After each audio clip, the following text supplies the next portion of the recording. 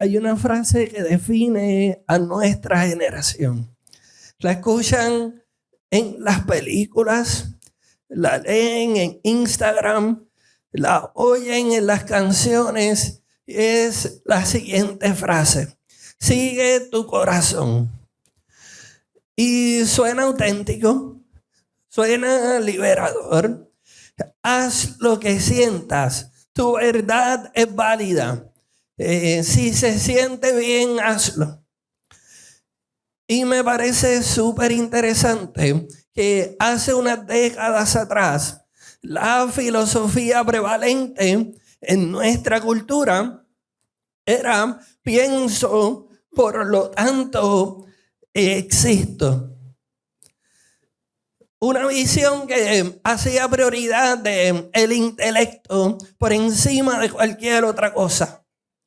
Y esa filosofía describía a los humanos como una especie de cerebros con patas. Hoy, unos 20 años después, hemos podido ver cómo el péndulo se ha movido al otro extremo. Y hoy es cada vez más evidente que la filosofía prevalente es siento, por lo tanto existo.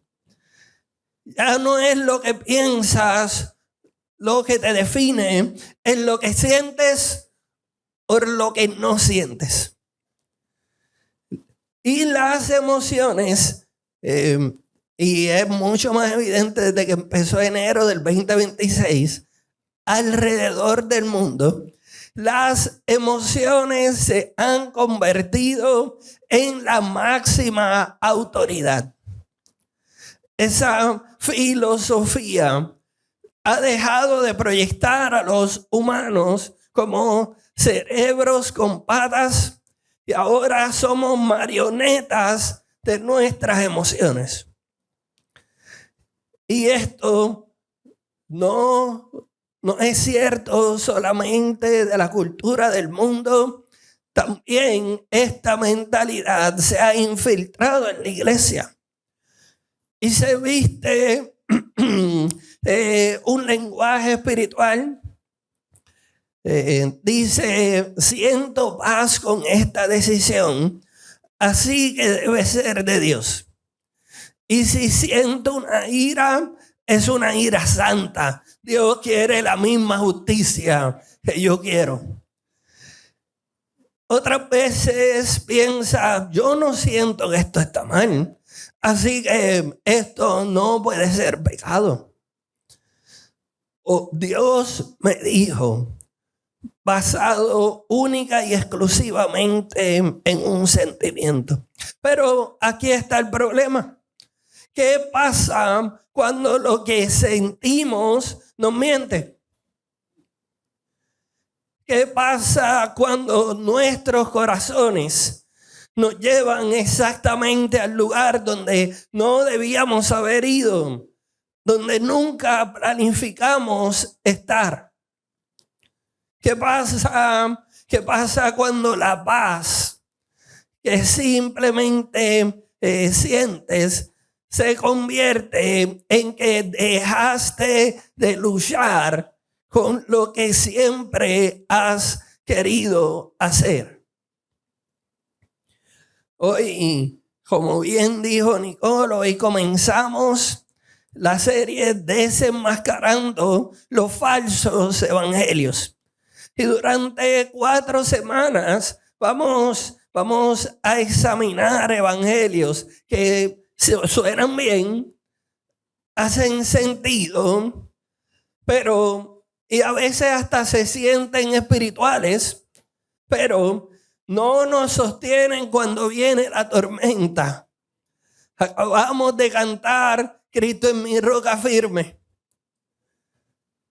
pero esta generación canta mis sentimientos son mi roca. Y la terrible noticia es que los sentimientos son una pésima fue un pésimo fundamento sobre el cual construir nuestras vidas. Vamos a empezar con el falso evangelio más sutil de todos. El evangelio de la emocionalidad, no de las emociones, porque las emociones fueron creadas por Dios, fueron alambradas y puestas en cada uno de nosotros.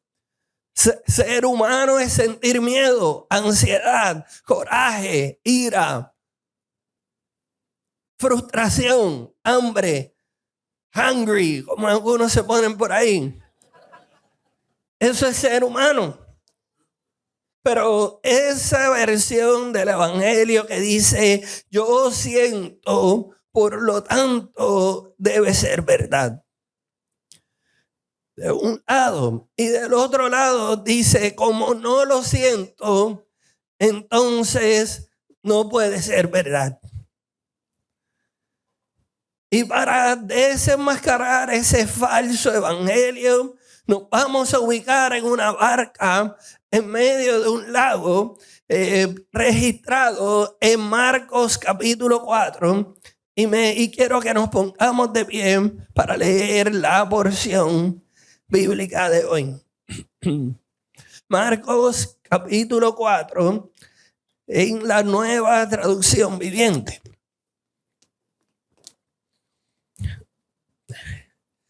Al atardecer, Jesús les dijo a sus discípulos, ¿qué les dijo? Crucemos al otro lado del lago. Así que dejaron a las multitudes y salieron con Jesús en la barca. Información importante que Juan Marcos nos quiere que sepamos es que aunque otras barcas lo siguieron, y quiero que guarden eso en sus mentes, porque más adelante volvemos a esa información. Pronto se desató una tormenta feroz y las olas violentas entraban a la barca, la cual empezó a llenarse de agua. Jesús estaba dormido en la parte posterior de la barca con la cabeza recostada en una almohada. Los discípulos lo despertaron gritando, Maestro, ¿no te importa que nos ahoguemos? Y cuando Jesús se despertó, reprendió el viento y le dijo a las olas, silencio, cálmense. De repente, el viento se detuvo y hubo una gran calma. Luego les preguntó, ¿por qué tienen miedo? ¿Todavía no tienen fe? Los discípulos estaban completamente aterrados. ¿Quién es este hombre? Se preguntaban unos a otros. Hasta el viento y las olas lo obedecen. Inclina tu rostro, Espíritu Santo.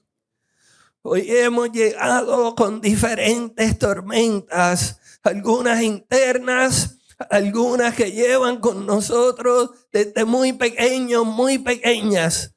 Otras tormentas que han llegado sin avisar alrededor de nosotros. Pero tú, Señor, eres quien tiene toda la autoridad en el cielo, en la tierra y debajo de la tierra. Calma las tormentas externas, calma las tormentas internas y permítenos verte tal y como eres, Señor de la creación. En el nombre de Jesús, amén y amén.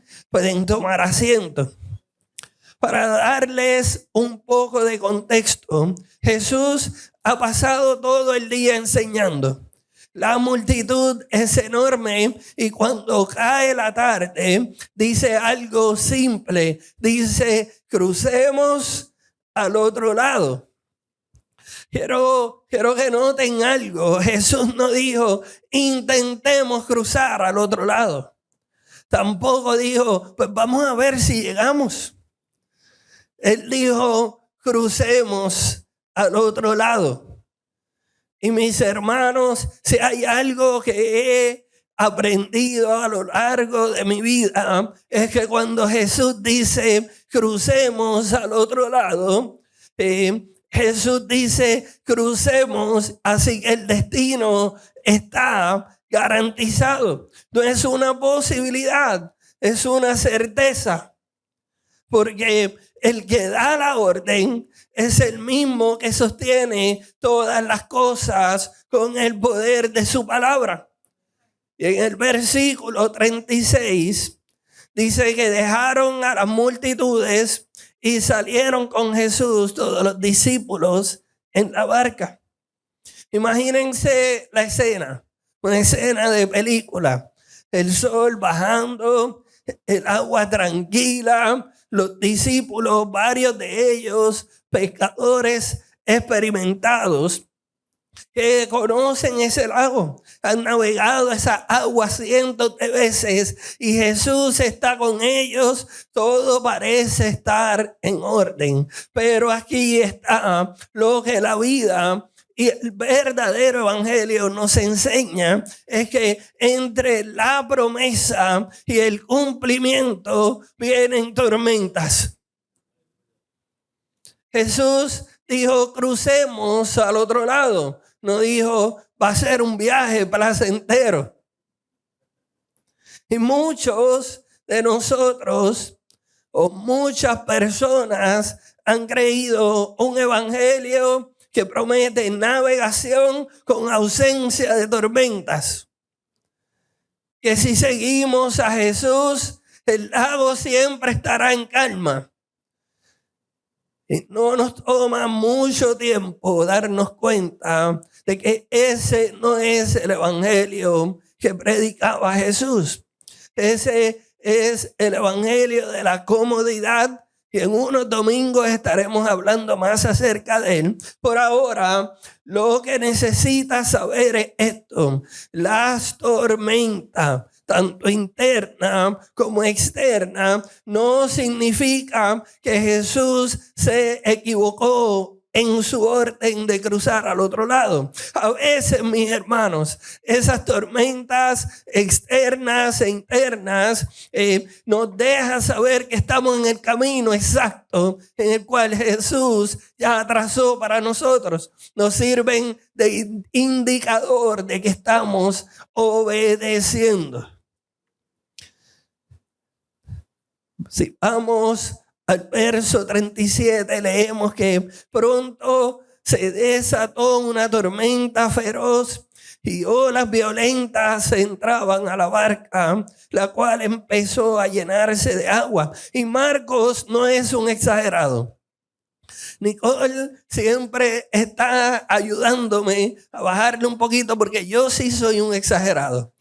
Si me preguntas cuánta gente fallé la afirmación aliancista, yo digo 100. Nicole me dice 40. Pero Marcos no sufre de ese síndrome de exageración, porque el mar de Galilea es conocido por las tormentas repentinas. Cuando el aire frío desciende por las montañas, choca con el aire caliente que está sobre el agua y se forman unas tormentas violentas.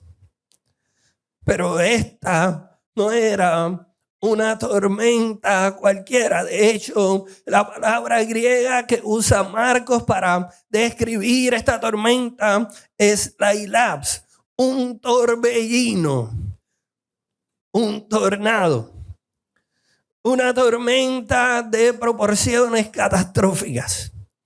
Y noten los detalles que nos dan. Las olas violentas entraban a la barca y la barca empezó a llenarse de agua. Y hay que recordar que Pedro, Andrés, Santiago y Juan eran pescadores de profesión. Ellos habían pasado su vida en ese lago. Hombres que conocían tormentas. Y ellos sabían que hay tormentas y hay tormentas y están aterrados. Y eso me indica algo bien importante. Y es que esta tormenta era real. El peligro, por lo tanto, era real. Y la posibilidad de hundirse era real. Y a veces cuando hablamos de no dejarnos llevar por las emociones, la gente piensa que lo que estamos diciendo es que los sentimientos que se generan por esas emociones no son reales, que debemos ignorarlos. No, los sentimientos son bastante reales. El miedo de los discípulos era legítimo. La barca se estaba hundiendo y, como les dije antes, ser humano es sentir miedo. De hecho, los psicólogos han descubierto algo que llaman el sesgo de la negatividad. Es que en palabras de mortales como yo, en nuestro cerebro está diseñado para prestar más atención a lo negativo que a lo positivo. ¿Por qué? Porque es importantísimo para sobrevivir. Es más importante evitar el peligro que buscar el placer. Y piénsenlo bien, nuestros ancestros, si ignoraban el león que pasaba, se morían. Si ignoraban la fruta, se morían de hambre. Así que evolutivamente nuestro cerebro aprendió a que lo negativo es urgente, lo positivo puede esperar. Y ese mismo mecanismo sigue activo hoy en ti y en mí y en todas las personas que tienen redes sociales. Hablando de las redes sociales, los investigadores encontraron una información fascinante. Algo que no es sorpresa para muchos de nosotros, pero escuchen esto: las palabras negativas en los titulares generan más clics. El contenido tóxico recibe cerca de un 27 a un 30% más de interacción. La tristeza y no el enojo es la emoción que más nos detiene. Eso significa que lo que te asusta te hace dar clic. Por eso tu feed y mi feed en cualquier red social está lleno de malas noticias, conflicto, drama. No es accidente, es el diseño. Los algoritmos, mis hermanos, explotan un mecanismo que Dios puso con la intención de que sobreviviéramos, para intentar manipularnos, para comprar algo, votar por alguien o reaccionar en vez de responder.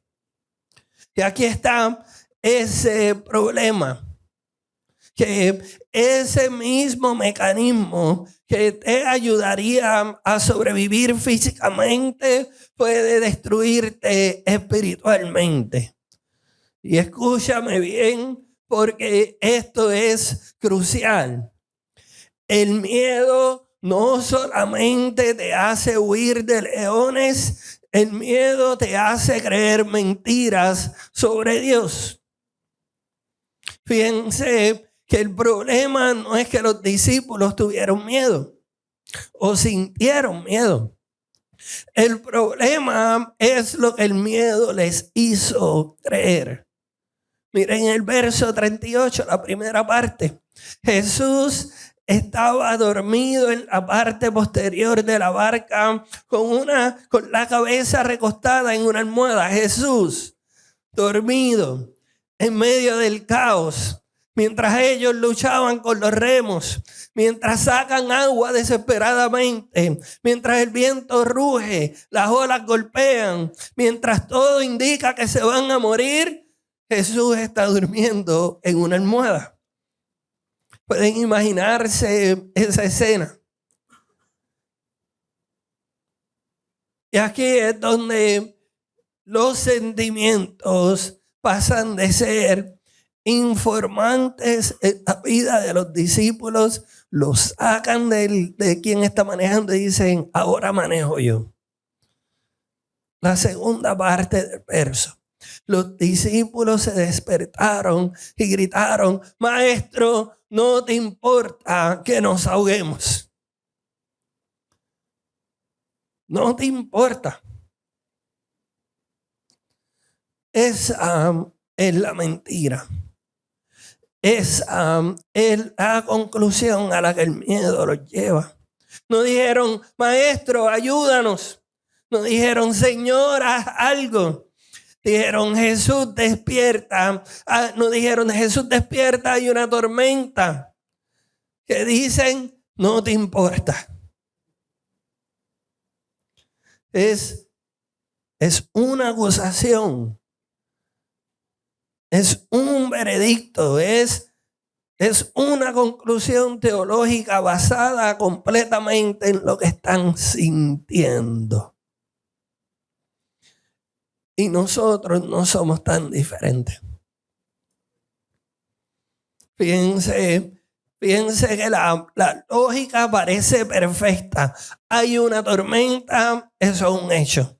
La barca se está hundiendo, eso es un hecho. Jesús está dormido, eso es un hecho. Por lo tanto, no le importamos. Eso es una emoción.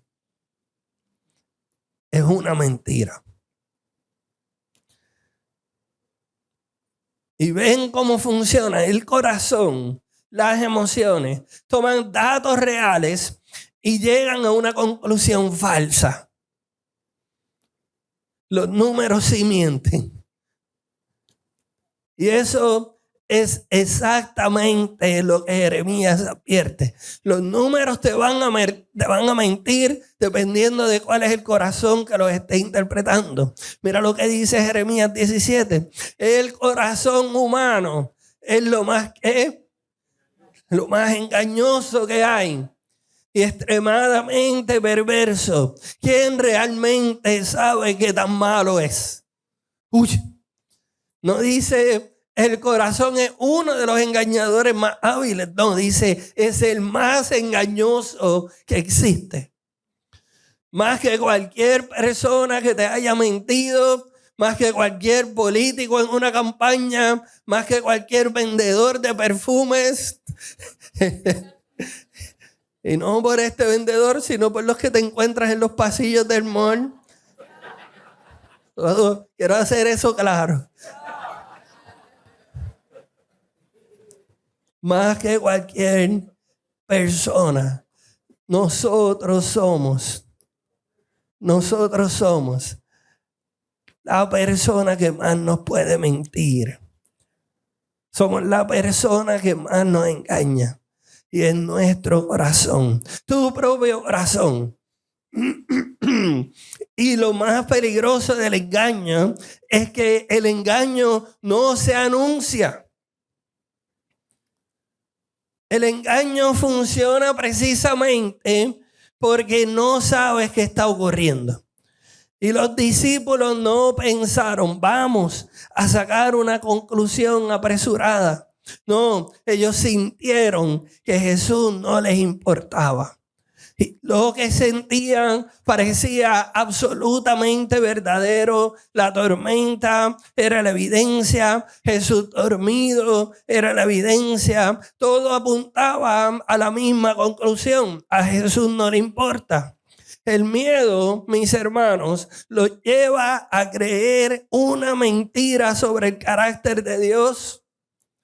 Y eso me parece muy interesante porque no es una mentira pequeña, es la mentira que el mismo Satanás usa contra Adán y Eva. En el Edén, la serpiente le dijo a Eva: Dios sabe que si comen serán como Él, por eso no quieren que coman. La mentira detrás de la mentira es que a Dios no le importa y que Dios estaba ocultando algo bueno. Es el mismo engaño, diferente tormenta, y hoy suena de la siguiente manera: si a Dios le importara tanto, no permitiría esto. Si Dios me amara, no estaría pensando o estaría pasando por esto. Si Dios fuera bueno, mi vida no sería tan difícil. El evangelio de la emocionalidad, en su forma más cruda, nos miente con lo siguiente: mis sentimientos sobre determinada situación determinan la verdad sobre el carácter de Dios. Y hay un peligro gigante con eso. Proverbios 14:12 nos dice claramente que delante de cada persona hay un camino que parece correcto, pero termina en muerte. Se siente correcto, tiene sentido, la lógica emocional es impecable, pero el destino nos va a revelar la verdad. Y muchos de nosotros hemos naufragado en nuestra fe. No porque Dios nos falló, sino porque su corazón les mintió sobre quién es Dios. Cuando Jesús se despertó, dice el verso 39, reprendió el viento y le dijo a las olas 2 palabras: silencio y cálmense. Y de repente el viento se detuvo y hubo una gran calma. Jesús se despierta, no entra en pánico, no empieza a sacar agua, no les grita a los discípulos: empiecen a remar más duro. Se levanta, mira la tormenta y habla 2 palabras: silencio y cálmense. 2 palabras en griego: siopa, pefimoso. Y la primera significa cállate. Y la segunda significa quédate callado. Como ponerle el bozal a algo. Pero lo más brutal de eso es que eran las mismas 2 palabras que Jesús usaba cuando reprendía a demonios.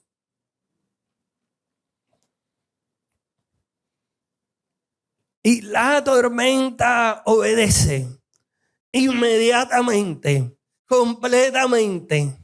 El viento se detuvo y hubo una gran calma.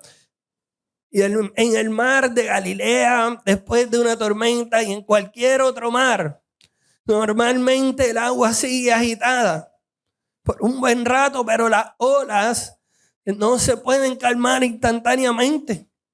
Pero aquí Marcos dice que hubo una gran calma.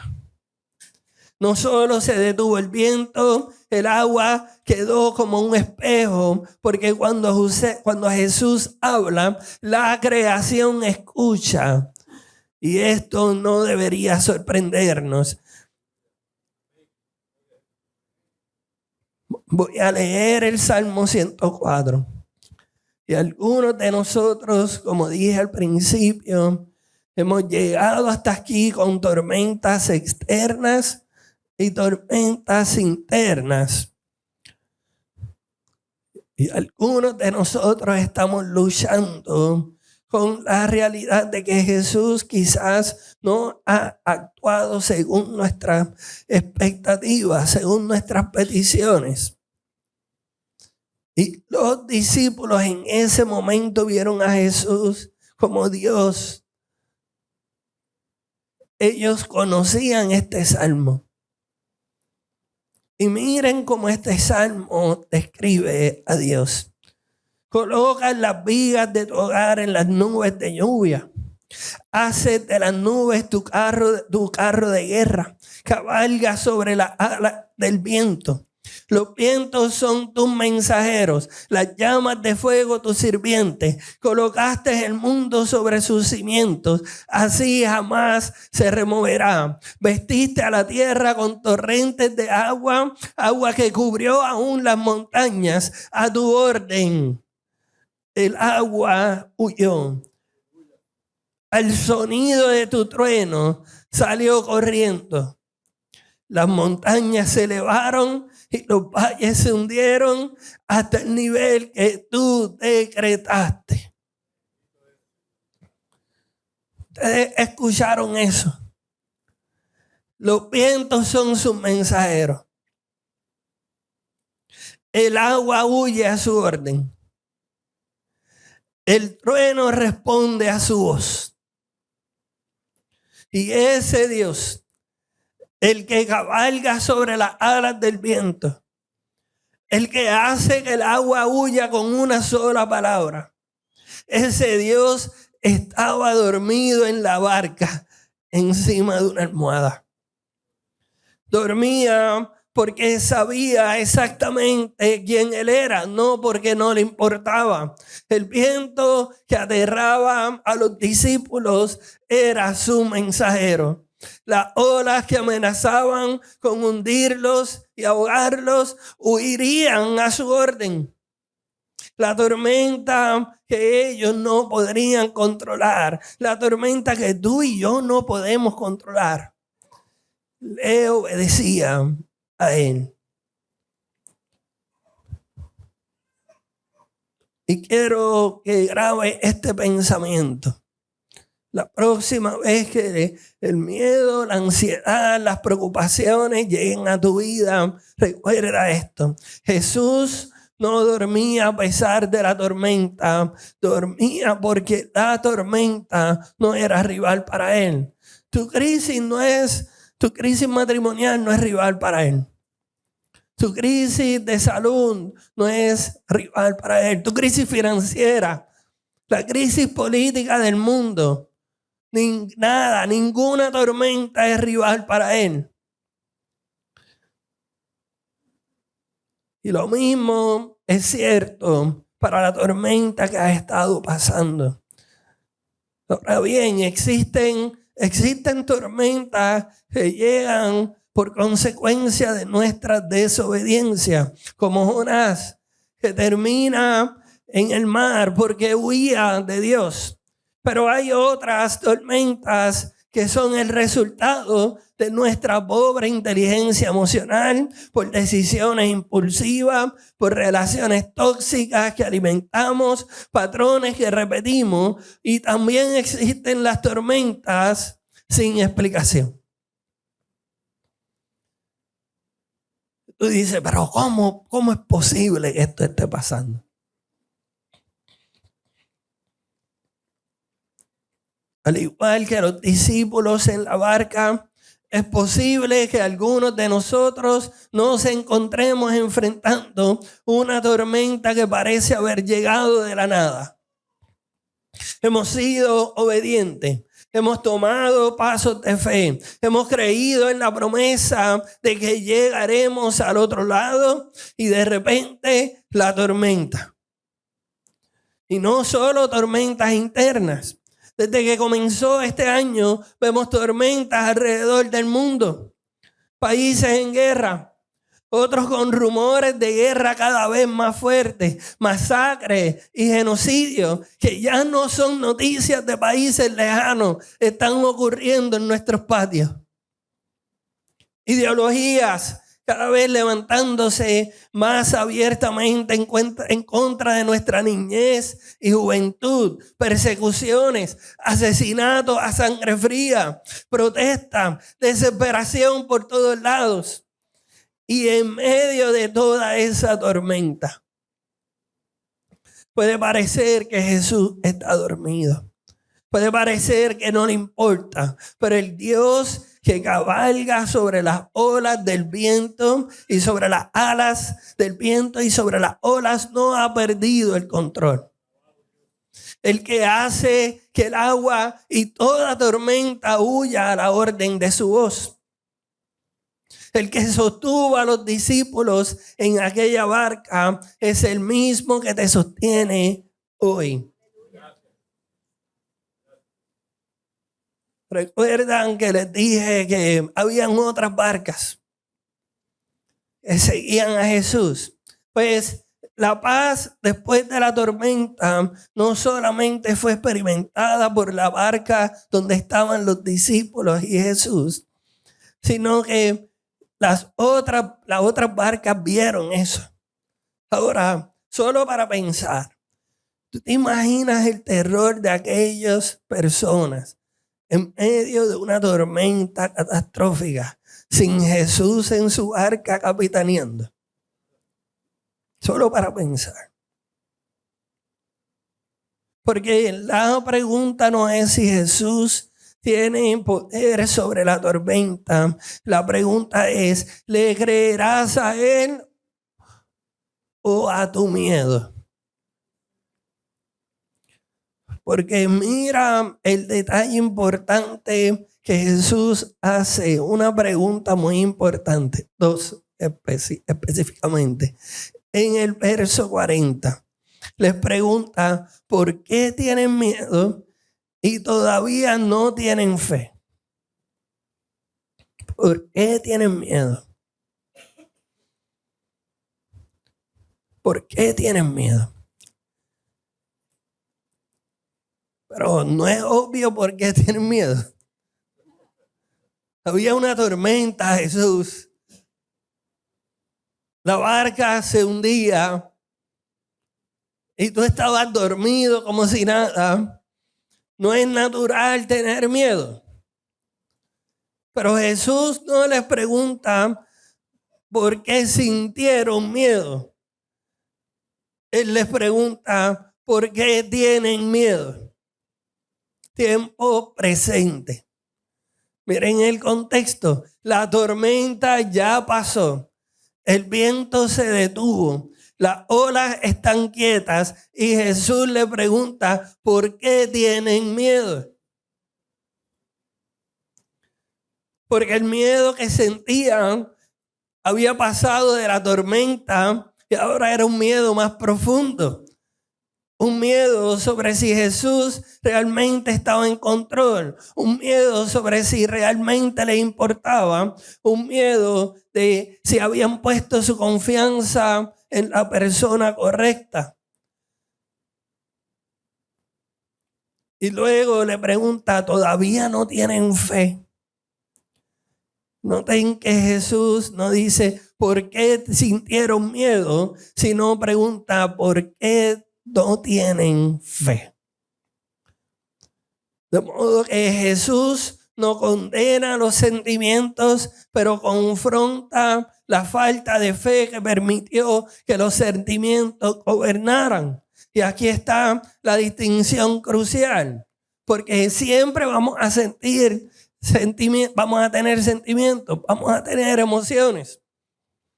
Pero quiero que escuche esto y preste atención. La fe no elimina los sentimientos. La fe los interpreta correctamente. Los discípulos pudieron haber sentido miedo y al mismo tiempo confiar en el Salvador que estaba con ellos en la barca. Pudieron haber sentido la tormenta y recordar que Jesús al principio les dijo, crucemos al otro lado.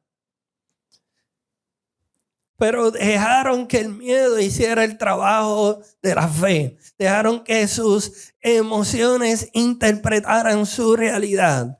Y sus emociones le mintieron. Por eso el apóstol Pablo dice magistralmente, o el autor de Hebreos debería decir capítulo 4, verso 12, pues la palabra de Dios es viva y poderosa, es más cortante que cualquier espada de dos filos, penetrante en el alma, penetra el alma y el espíritu, entre la articulación y la médula del hueso, deja al descubierto nuestros pensamientos y deseos más íntimos. La palabra de Dios puede ver lo que tú y yo no podemos ver. Puede decirte la verdad cuando tus emociones te mienten. Puede cortar a través del engaño y revelar lo que realmente está pasando. Por eso, mis hermanos, necesitamos la palabra como ancla. No porque los sentimientos no importen, porque sí importan, sino porque los sentimientos y las emociones necesitan ser interpretados por algo más confiable que ellos mismos.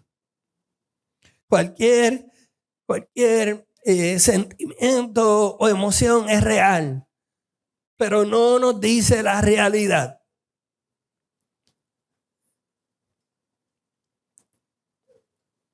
Ahora, no quiero dejarte solo con un diagnóstico de decir, pastor, mis emociones me están controlando. ¿Cuántos errores he cometido por lo que siento o por lo que no siento? Necesitas saber cómo quitarte esa máscara o ese impedimento de los sentimientos y las emociones. Y hay varias herramientas que quiero compartir con ustedes. La primera herramienta es que cuando el miedo diga a Dios no le importa, recuerda la barca. Estás pasando por una tormenta financiera, de salud, relacional, y el miedo te susurra, si le importaras a Dios, no estarías pasando por esto. Recuerda que la presencia de la tormenta no significa la ausencia de Dios, porque Jesús estaba en la barca. Sí, estaba dormido, pero estaba en la barca. Nunca se fue. Así que la próxima vez que el miedo te susurre eso, responde, Jesús está en mi barca. Y si Él dijo que llegaremos al otro lado, llegaremos. Amén. La herramienta número 2. Cuando la paz diga, esto debe ser de Dios, consulta con el mapa. Muchas veces he pensado, yo siento paz con esta decisión, así que debe ser de Dios. Y a veces, sí.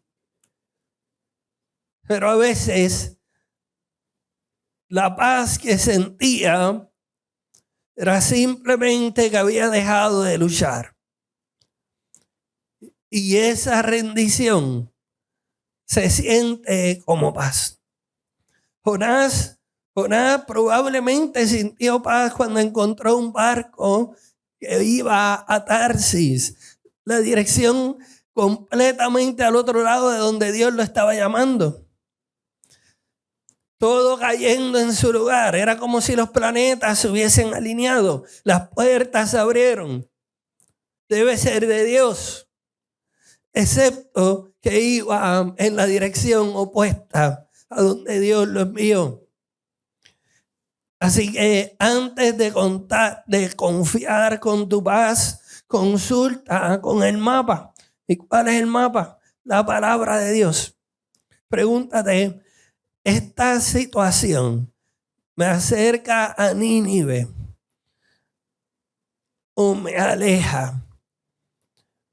Esta situación o esto que estoy por hacer me acerca a ser obediente a lo que Dios ya ha estado poniendo en mi corazón, o me aleja.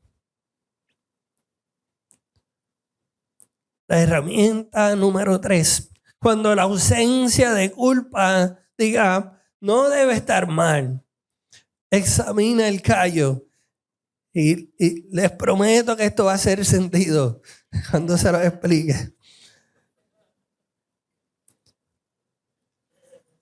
Muchos de nosotros hemos llegado a pensar en algún momento, no me siento culpable, así que esto no debe estar mal.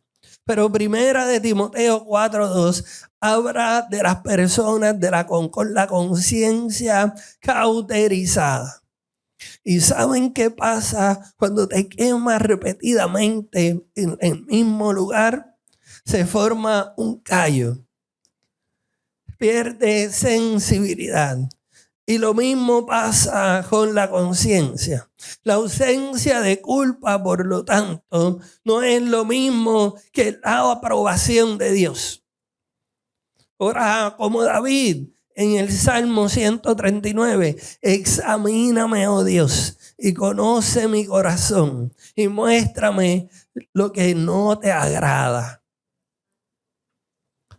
Tu conciencia podría estar dormida. Puede ser que tengas un callo bien grande en la conciencia, pero el Espíritu Santo nunca se duerme.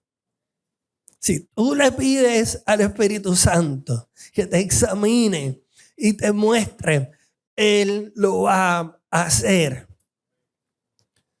Y la herramienta número 4, cuando una impresión diga, Dios me dijo, verifica con la palabra. He escuchado cosas tan locas como, Dios me dijo que dejara a mi esposo o a mi esposa. Dios me dijo que no tengo que congregarme. Hermano, Dios sí habla, el Espíritu habla, pero nunca contradice su palabra. Si lo que sientes que Dios te dijo va en contra de lo que Dios ya escribió, pues entonces no fue Dios. Fue tu corazón. Así que debemos preguntarnos, ¿esto contradice algo que Dios ya escribió en su palabra? Si la respuesta es sí, pues entonces no fue Dios. Punto. Y la herramienta 5. Y dejé esta para las 5 porque todos nosotros necesitamos de esta. Cuando la tristeza y la ansiedad te digan, esto nunca va a cambiar, recuerda el amanecer. Cuando estamos en un pozo emocional, la tristeza nos susurra, esto siempre va a ser así, no hay esperanza. Pero la tristeza y la ansiedad son pésimas profetas. Ven el presente y lo proyectan infinitamente hacia el futuro. Así que en tu momento más oscuro, recuerda, la noche más larga de la historia terminó en la resurrección de nuestro Salvador. El Salmo 35 dice, el llanto puede durar toda la noche, pero con la mañana llega la alegría. La tristeza y la ansiedad te dicen que siempre será de noche, pero tú y yo servimos al Dios del amanecer. Verso 41. Los discípulos estaban completamente aterrados. Pasan de estar aterrados a la tormenta a estar aterrados de Jesús. ¿Quién es este hombre? Se preguntaban unos a otros. Hasta el viento y las olas lo obedecen. Los discípulos, después que la tormenta pasa, tienen más miedo que antes. Durante la tormenta tenían miedo de morir. Después de la tormenta tienen miedo de Jesús. Pero es un miedo diferente. Es un asombro. Es una reverencia. Es el temor que sientes cuando te das cuenta que estás en la presencia del Creador, del Autor y Consumador de nuestra fe. Y hacen la pregunta correcta. cambian de no te importa a quién es este hombre. Esa pregunta lo cambia todo. Porque la respuesta determina si tus emociones te gobiernan o no. Si Jesús es solo un buen maestro, sus palabras son sugerencias opcionales. Si Jesús es solo un ejemplo moral, puedo seguirlo cuando me convenga. Pero si Jesús es el Señor de la creación, si el viento y las olas lo obedecen, si con una sola palabra puede silenciar tormentas, entonces puedo confiar en su palabra más que en mi corazón, más que en mis sentimientos, más que en mis emociones, más que en mi feed de redes sociales. Entonces, cuando su palabra dice algo y mis sentimientos dicen otra cosa, yo sé cuál es la verdad. ¿Quién es este hombre? Es el Verbo hecho carne. Es el Dios que cabalga sobre las alas del viento y hace que el agua huya a su orden. Y su palabra es más confiable que cualquier sentimiento o instinto que puedas tener. Y quiero terminar con esto. No estoy diciendo que los sentimientos son malos. Dios nos creó con emociones. Jesús mismo sintió tristeza, enojo, compasión, angustia. Pero aquí está la clave. Los sentimientos son buenos sirvientes y pésimos amos. Los sentimientos son excelentes pasajeros, terribles conductores.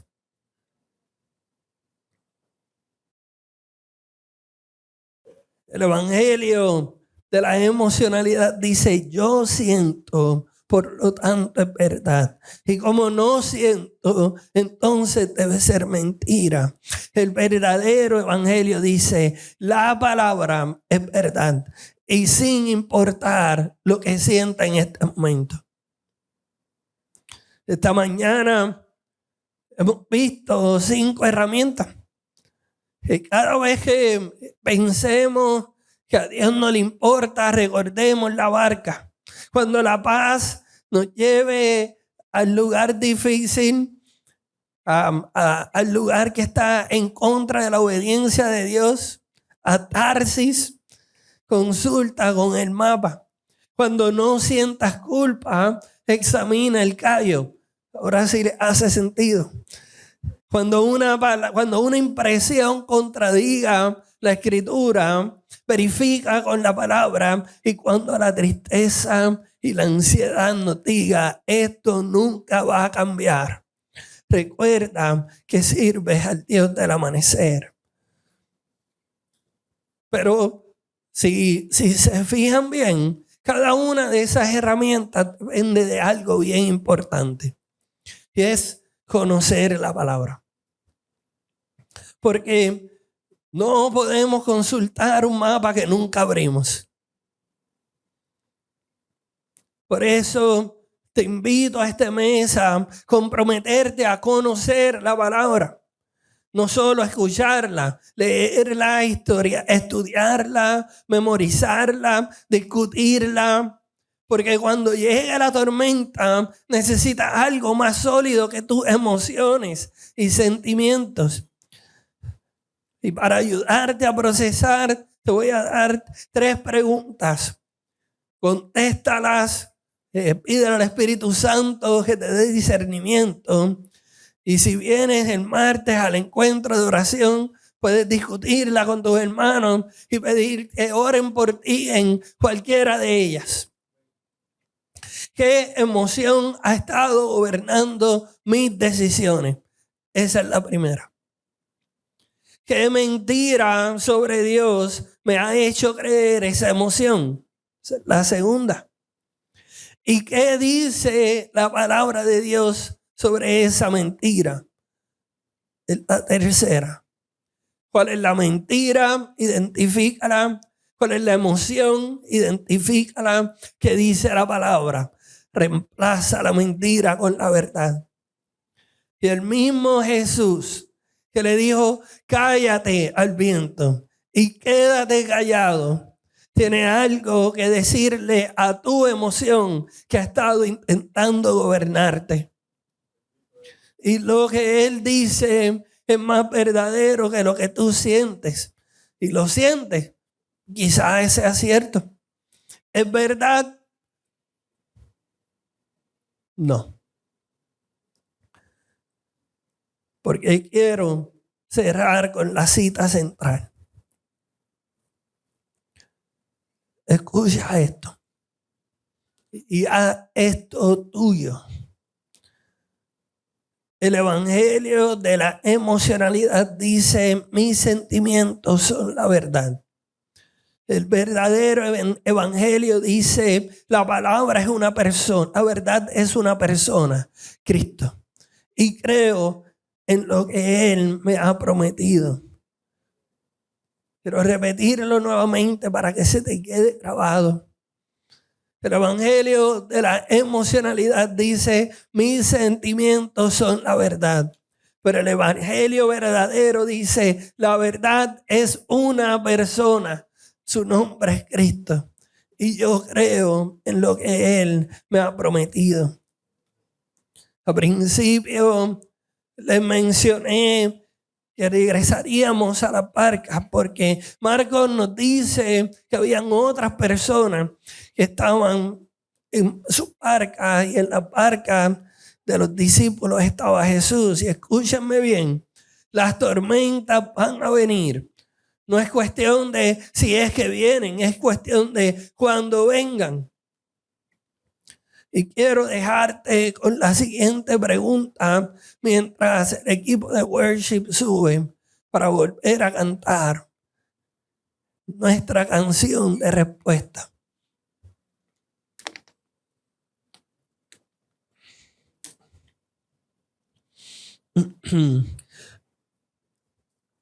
El día que llegue la tormenta, si no es que ya llegó, ¿vas a seguir capitaneando tu barca o vas a pedirle a Jesús que se levante y que tome el control? Esa es una pregunta para cada uno de nosotros, no es solamente para algunos, es para todos. ¿Seguirás capitaneando tu barca o invitarás a tu barca al camino, la verdad y la vida y le dice, ahora mandas tú? Tú eres el Señor. Hoy tienes la oportunidad de elegir, de soltar el control de las riendas de tu vida, entregárselo a Cristo y ver cómo con una palabra la tormenta se calla.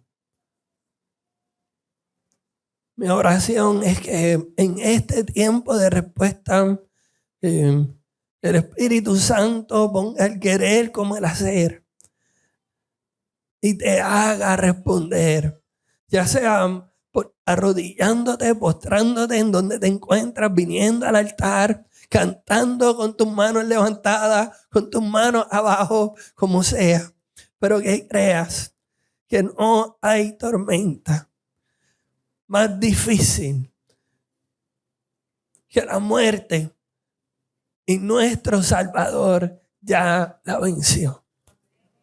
Amén.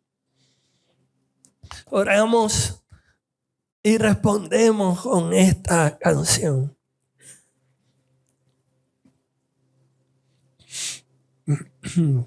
Padre, venimos a donde ti porque necesitamos desesperadamente de tu espíritu. Nosotros somos frágiles, emocionales, susceptibles a ser engañados por nuestro corazón. Y por eso que necesitamos el discernimiento del espíritu para poder interpretar las circunstancias y las tormentas internas y externas. Permítanos recordar que tú estás en la barca Y aunque parezca que estás dormido, a ti sí te importa. Te importa tanto que derramaste hasta la última gota de tu sangre y resucitaste al otro día, al tercer día. Permítenos, Señor, con el poder de tu Espíritu, recordarnos esa buena y agradable noticia todos los días de nuestra vida, pero específicamente cuando atravesemos tormentas. En el nombre de Jesús. Amén y amén.